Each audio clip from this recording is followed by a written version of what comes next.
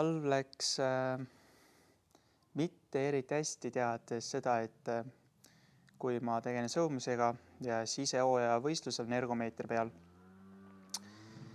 juhtub selline asi, et tuleb õlalihas põletik tagasi ja loomulikult on ka põlvevigastus hästi tõsine, mis paraku vahel pidin kahjuks valuvaigis seal võistlema ja olukord läks kahjuks liiga tõsiseks ära, vigastused, et pidin keset talvehooaja ikka poole jätma ja praegu mu pole siiani trenni teinud, on taastunud vaikselt. See on ja kahjuks spordimehe mure, täpselt nagu Allar Rajal või samamoodi ennem Tokyo olümpiamänge tuli tal vigastused sisse ja ikkagi ta läks võistlema kõik asjad.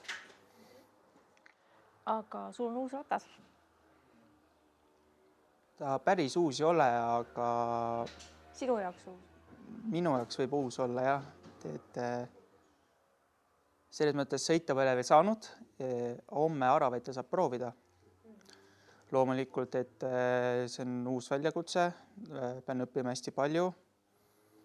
Et ei ole niimoodi kohe, et lähen ja kohe gaas põhja, kohe lähen edasi. Et selles mõttes mõistuse piiris peab sõitma algul, et teada saada, kuidas mootorites töötab ja kas kõik on hästi, on vaja midagi muuta ja palju muud. See, mis eelmisel aastal tuli juhuslikult, et sa superbike'i sattusid, on nüüd nii, et sa oledki superbike'i sõitja? Nüüdsest jah, olen superbike'i sõitja, aga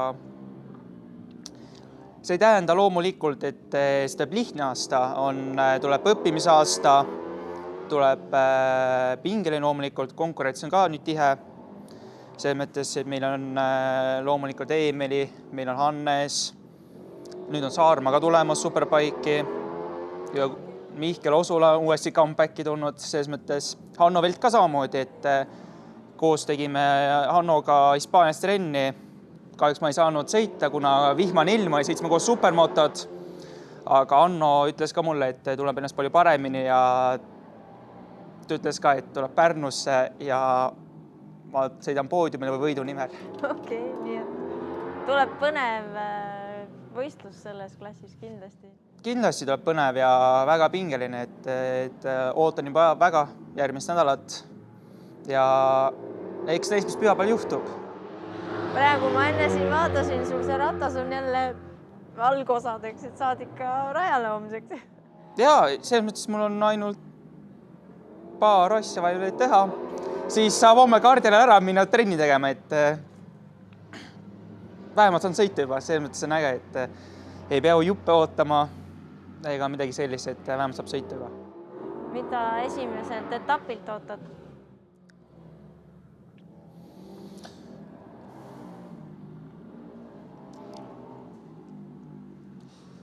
Ma ei saa midagi lubada.